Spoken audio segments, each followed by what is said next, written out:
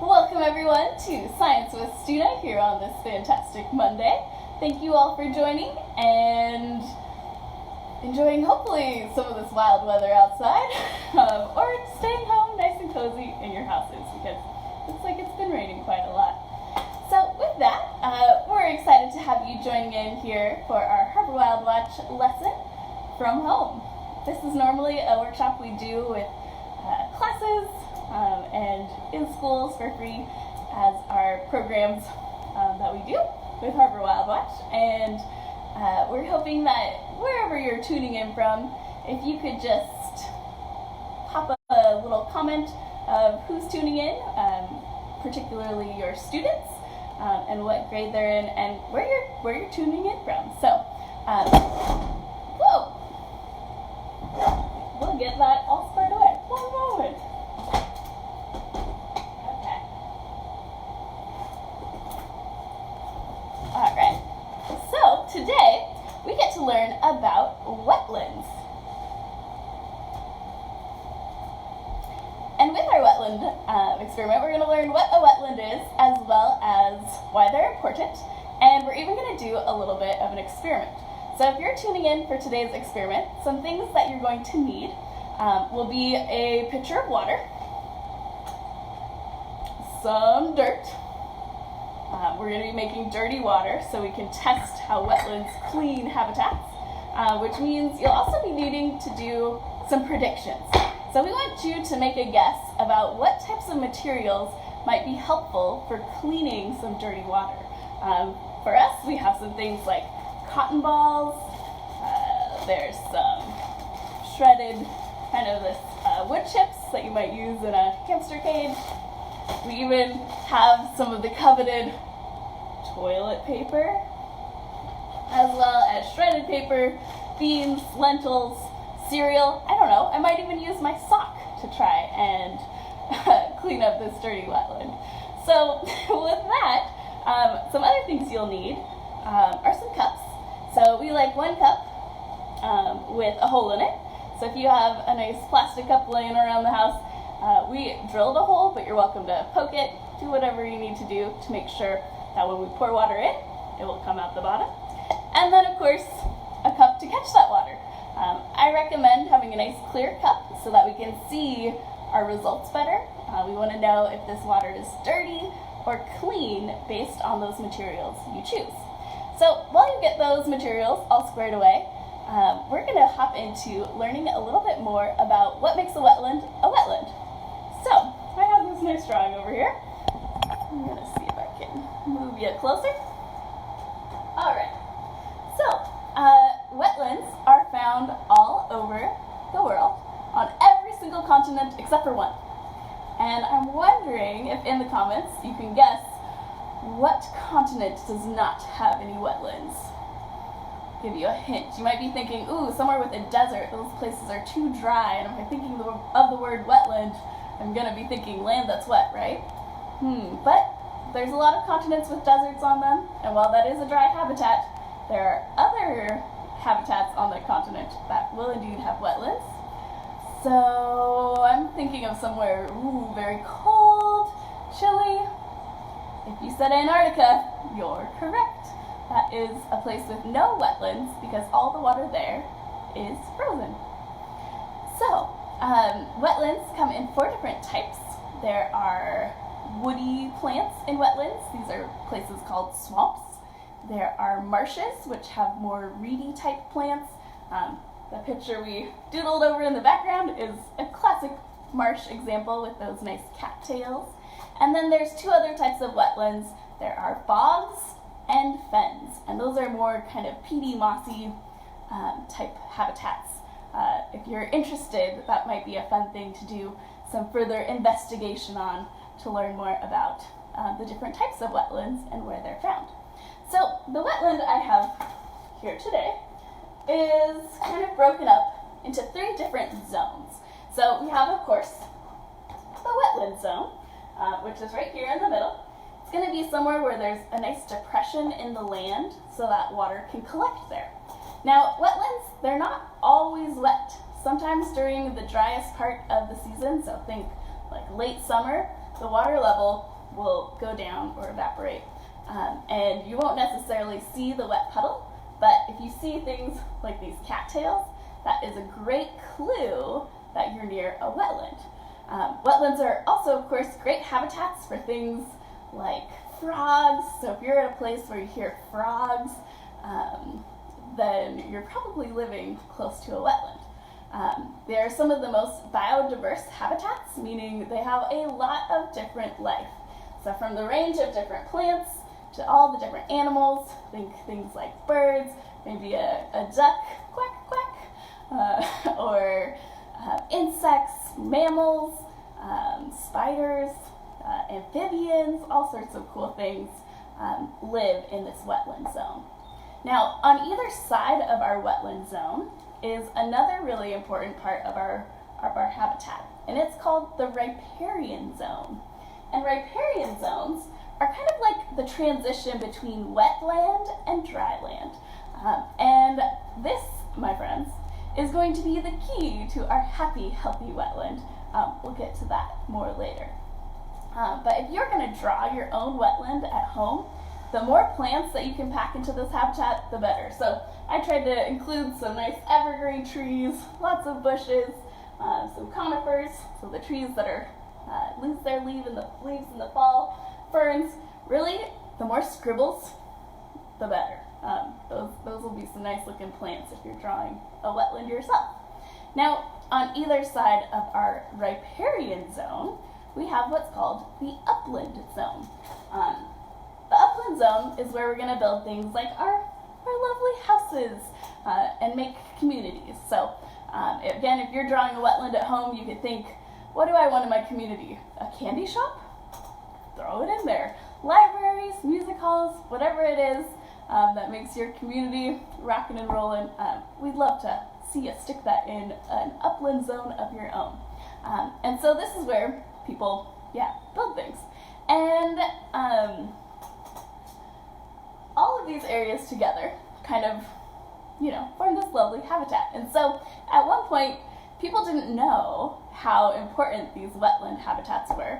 And to expand their communities, they'd think, well, what's this boggy, marshy thing out there? I'm just going to pave it over. We could build a shopping center. We can make whatever we want in this area. And that's all fine and dandy until you realize wetlands serve some pretty key functions in our habitats here. One of those functions is they're like a bucket. They hold water.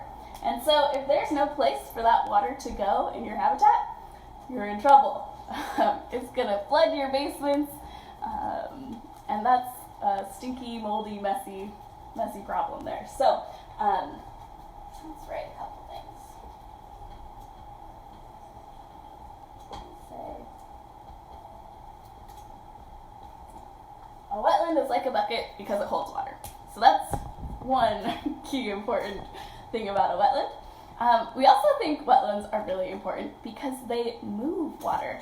So I might compare a wetland to something like a hose, because I don't know about you, but out in the summertime, you can take water from the spigot and put it wherever you want. Fill up a swimming pool, water your garden, put it on a sprinkler under the trampoline, whatever floats your boat there. So hoses move water, so we'll say a wetland is like a hose.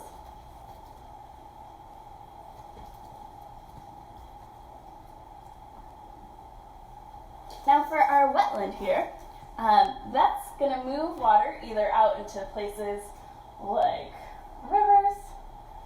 I like to draw rivers or streams kind of like you draw bacon, just nice little squiggles. And so they can move that water out into these areas as well as down into the ground. So the water seeping down from wetlands, in a lot of cases, will fill up these big underground, I like to think of them as an underground sponge. These places are called aquifers. And aquifers are really important because for a lot of folks, that's where you get the water that you drink out of the tap. Now you might be thinking, ooh, gross, water out of the ground and the dirt. But what's exciting and surprising is that as that water moves down, it gets filtered out, which is one of the things we're going to explore in our experiment today. So those aquifers are really, really important, and a fun investigation I might encourage you to do is to figure out where the water from your house comes from. If you're on a well, boom, you're probably getting that water from an aquifer.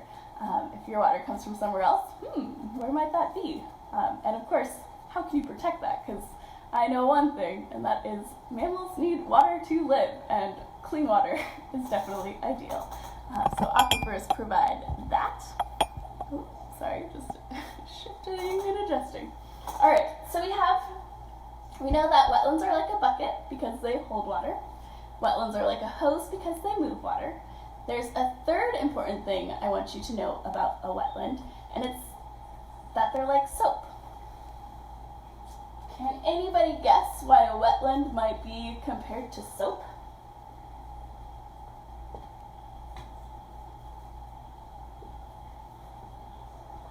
If you said it's because they clean water, you're correct.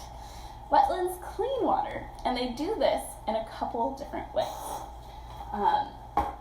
One of the things we'll find is in our upland zones, humans tend to be kind of messy. We might leave things like dog poop out in the yard. We might have oil in our parking lots. We potentially could leave litter on the ground, fertilizer in our yards. Maybe our car's leaking, well, we said oil in the parking lots, more oil. Whatever these contaminants possibly could be, it's all kind of sitting there, and then when it rains, as it does, the water falling on this area can pick up those contaminants and move them. Water's kind of sneaky like that. It will dissolve whatever is in its way and carry it along with it to these lower points. Now, this becomes a problem because remember how we've learned how important a wetland habitat is for all sorts of different animals? Yeah, seems like a pretty bad deal to have all this pollution going into this very important place. And so, this is where that riparian zone we mentioned earlier comes into play. I said that was the key to a happy, healthy wetland, and those plants that are in the riparian zone do an amazing job of actually filtering out some of that pollution and keeping it from entering our habitats like wetlands. So the dirty water coming in is then clean water moving out, which is why a wetland is a lot like soap.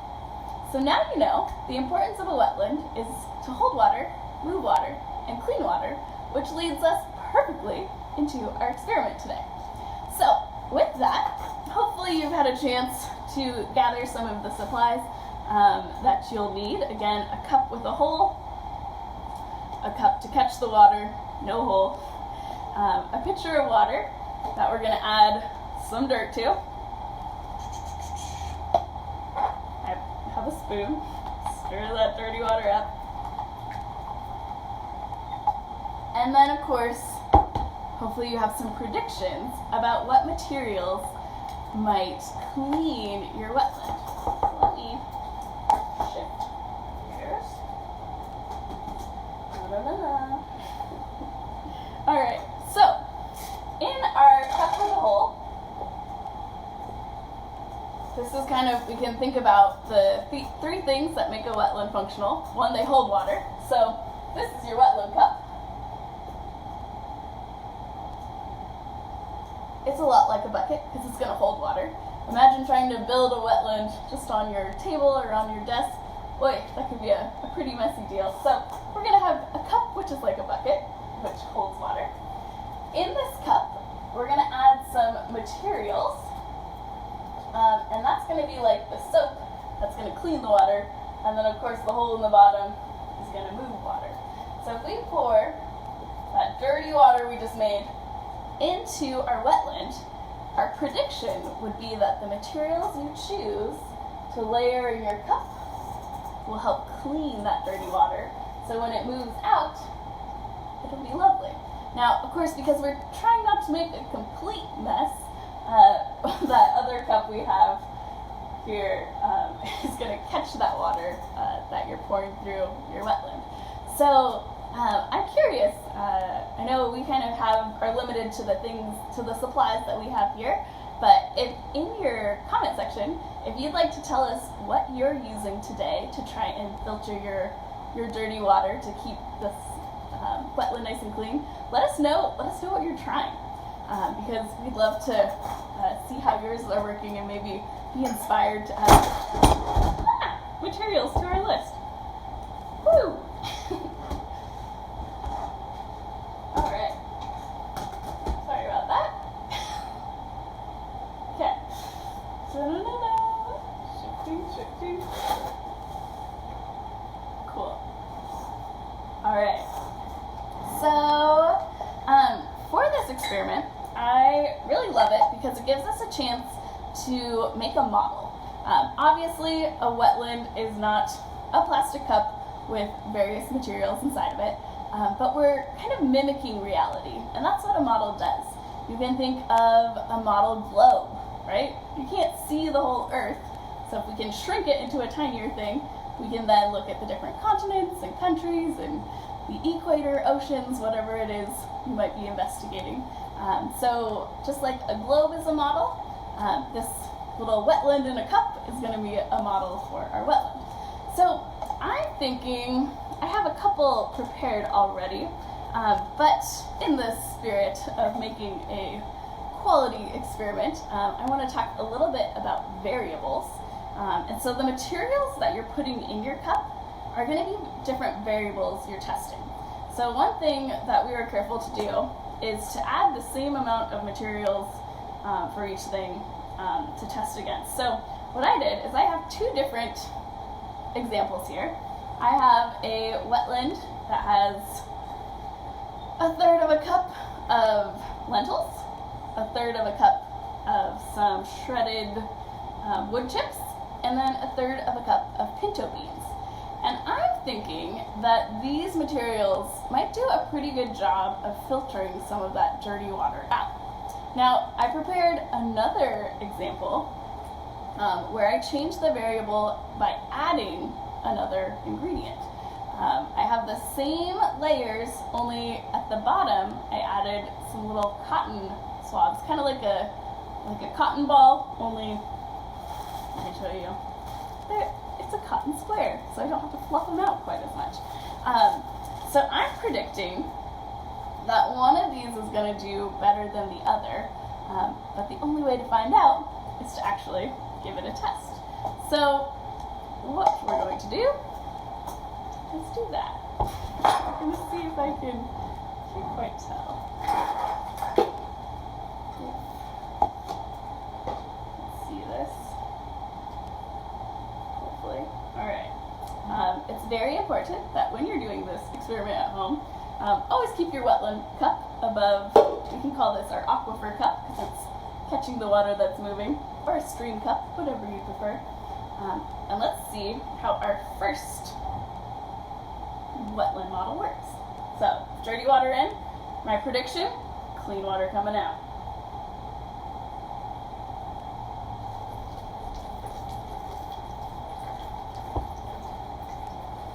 Alright, it's definitely a nice white background. It looks maybe better than that picture of water. Ooh, but it's not looking great. So, we'll set this off to the side. Let's try our other one. So this is our same materials, only one variable has changed. We've added some cotton to the bottom. Let's see how this works. Dirty water going in.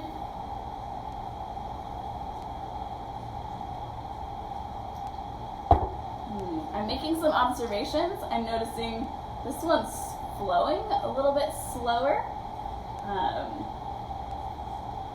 Something to notice. But I'm seeing, ooh, the water coming out of it is definitely looking cleaner.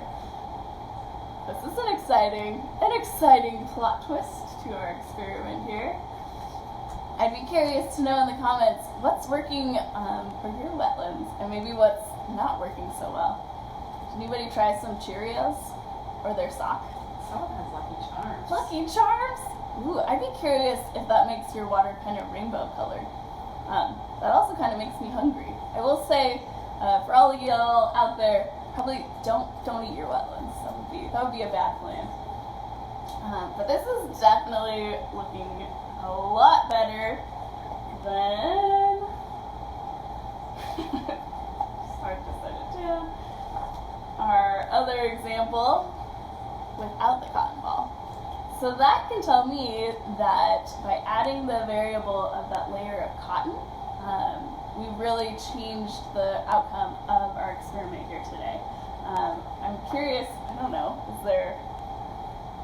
we have lots of materials here. We could do experiments all day, right? And I wonder if I changed the amount, maybe if I used more than 1/3 of a cup, maybe if I used less, maybe I changed the order, maybe if I flip this. Actually, let's do that. Let's do an experiment where we put the cotton on the top of our little situation here.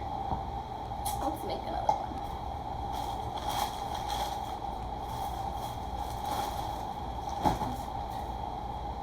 Leslie says, delicious wetland Cheerios. Delicious. Don't eat your wetland. Don't eat your wetland. Yes. Alright, so we're going to take 1/3 of a cup of lentils. We're going to take 1/3 of a cup of that nice wood chips. We're going to take 1/3 of a cup pinto beans. And then let's switch the variable. I kind of like this experiment better because it's using the same amount of material, so I'm only changing one variable. That's an important thing when you're doing experiments. Since I used 3 cotton squares in this wetland, I'm going to use the same number of cotton squares.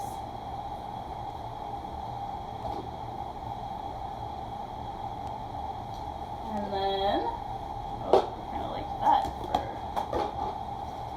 It's kind of dangerous. Okay, so now we have same ingredients, same amounts, but a different order. Let's see how this goes. Maybe I should make sure my water is equally dirty. Re-swirl that. Tiffany says that they did 2 examples on the cup that had the larger quality of filtered materials filtered the water better. Alright. Ooh, right off the bat, I'm noticing something.